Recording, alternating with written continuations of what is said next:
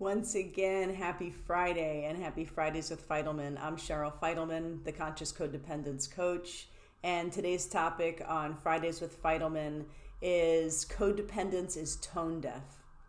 And what I mean by that is very often for a lot of us codependents, it's hard to hear what somebody is actually saying through the many layers of us taking it personally.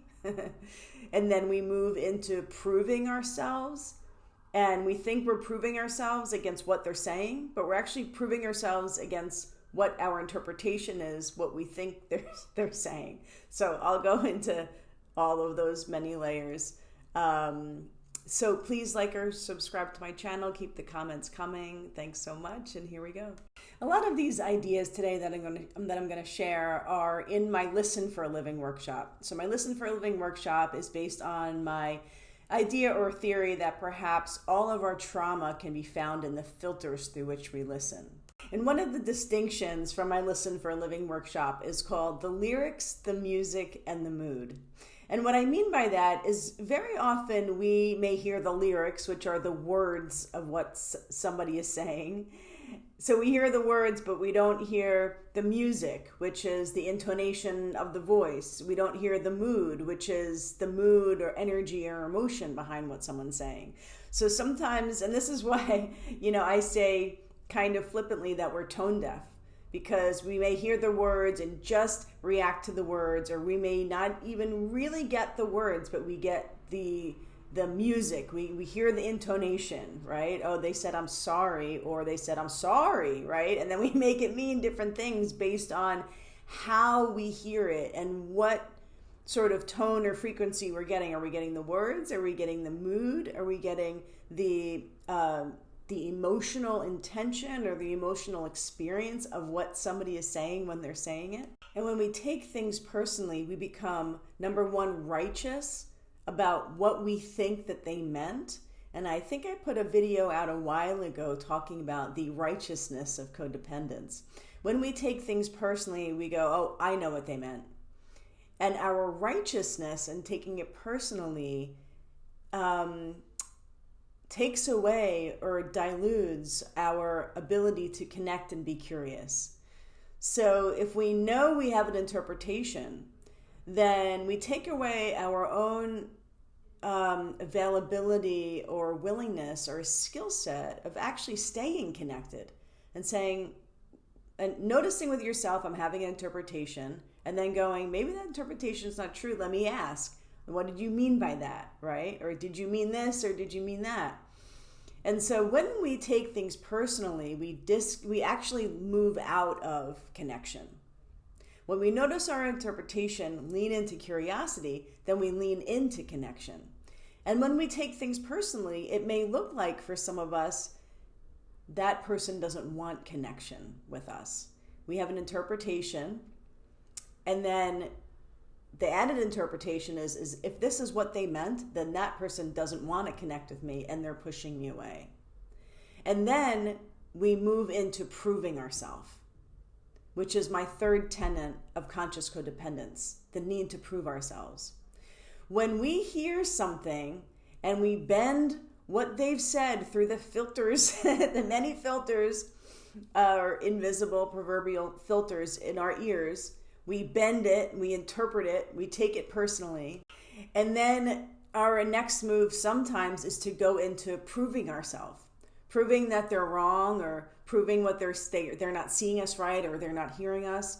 And here's the other thing about being tone deaf for some of us as codependents, where we're not hearing the full symphony of what they're saying.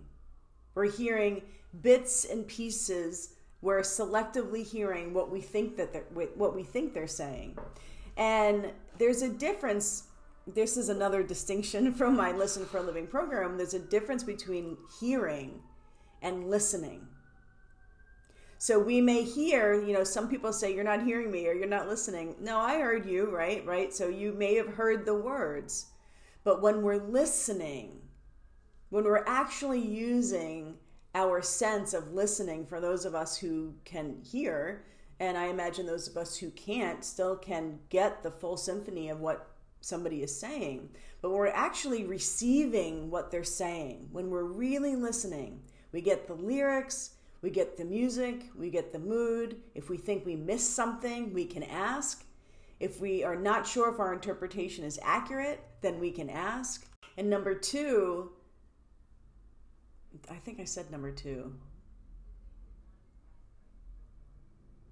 Did I say number two? In any case, this tone deafness and taking things personally also keeps some of us codependents from really getting to know people. Like really getting to know people.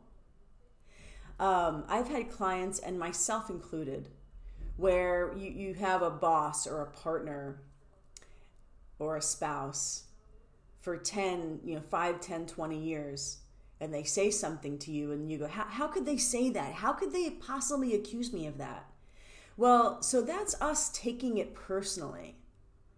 But if we actually take the time to get to know them, then we can fully understand how they would accuse us of something like that, or how they would interpret us as that. When we're not taking it personally, it means we don't have to agree.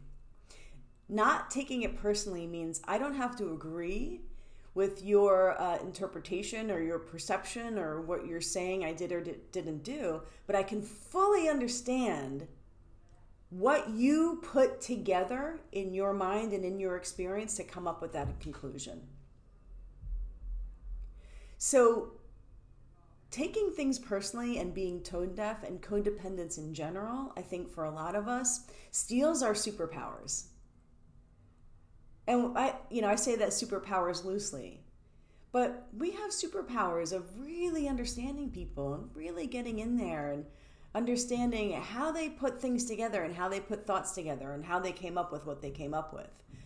We really can understand and get inside of other people's worlds. But when we're so inside of our own world, taking things personally, it keeps us from getting to know really what's going on with another person, and also getting to know who that other person is. The more we take things personally, sit and focus on proving ourselves, and focus on defending ourselves, oftentimes that prolongs relationships. Codependence can prolong relationships. You're in a relationship or in a job where you're proving to your spouse or your partner or your boss, you're just proving yourself over and over again. So you're on the hamster wheel of proving yourself to somebody, as opposed to actually seeing who they are and what their desires are and what their expectations are and what their needs are, and being honest to ourselves and them that, well, then I'm not that person to satisfy those needs, because I can't do that. I can't do what you're wanting.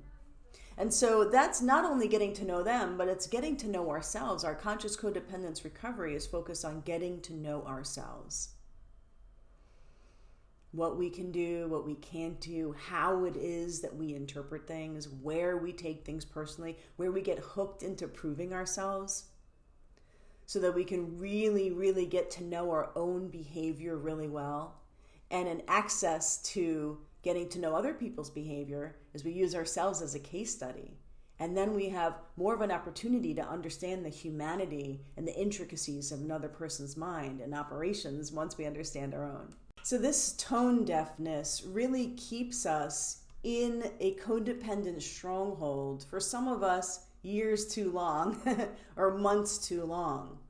Because for one thing, we're only getting bits and pieces of the message, and we're often only giving bits and pieces of our message.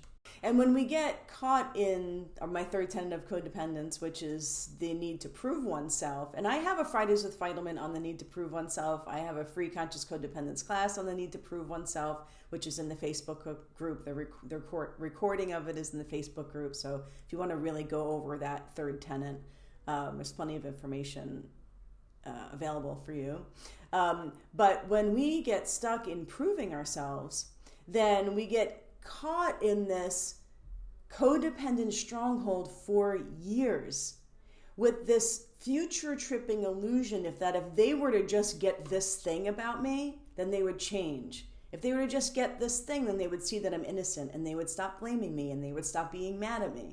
But this tone deafness and this idea that if they were to understand me, then they would change and they wouldn't be so mad at me, keeps us from understanding exactly who they are and exactly who they're not. And when we start to really not take things personally and understand people for who they are and who they're not, and the phenomenon that is them and the phenomenon that is you, when we understand the phenomenon that is them, then we can understand actually what they can and can't hear. So the thing that you're proving, that you want to prove to them, that you think they'll actually finally get, if you get to know them, you might get, that's actually something, an idea or a concept that they will never be able to see. So you're hooked into a relationship. It could even be a family member or a friend. You're hooked into a relationship based on a future illusion, which is at the root of it is you not knowing who they are. And for codependence, a lot of us think it's, well, they don't know who I am. They don't know who I am. And if they would just know, right? So I'll prove myself, or I'll people please, or I'll do all these things so that they would just know and see who I am. But ultimately, we're the tone deaf ones, and we're not seeing and getting who they actually are. And oftentimes, sometimes it's because if we get who they are, then we'll get that it's not a match. We'll get what actually is not working. We'll get that there might be some changes to be made. So we stay in the illusion because we don't want to face those changes or the big important conversations. And going back to the idea or distinction of my work called the lyrics, the music, and the mood, oftentimes we may just hear the mood. And the mood is scary to us, so we shut down and we make a whole bunch of interpretations, and we make a whole bunch of interpretations and adjustments based on what we think their mood is and what we think they want according to how we hear their mood. And so oftentimes when we make adjustments based on what we think somebody else's mood is, it's our traumatic identity that is getting triggered, going, oh, I'm fearful now, and this is what I do when I'm fearful. Some people go silent. Some people please. Some people take up a lot of space with what they're saying because they're afraid. And so whatever gets triggered within you, when your nervous system takes somebody's mood personally, that's where the loudest voice of your youngest unhealed trauma is in that filter through which you're listening. Your inner punisher. It could be so many different ways that I address this in my work. Inner punisher, your traumatic identity, your default psychology is bending reality through your ears, or bending what people are saying through your ears so that you can find which way to react. So taking things personally and being tone deaf as codependence go hand in hand. So thanks so much for listening to my thoughts, theories, and rants. I have my next Listen for a Living program is open for registration. So we actually distinguish your unique traumatic filters through which you are bending what you're hearing. So we identify and distinguish every person's unique filters, and then practice filterless listening, also known as what I call sovereign listening. And sovereignty is the North Star of our conscious codependence recovery work. All right. Thanks so much for listening. Happy healing. Have a wonderful weekend. And life is now.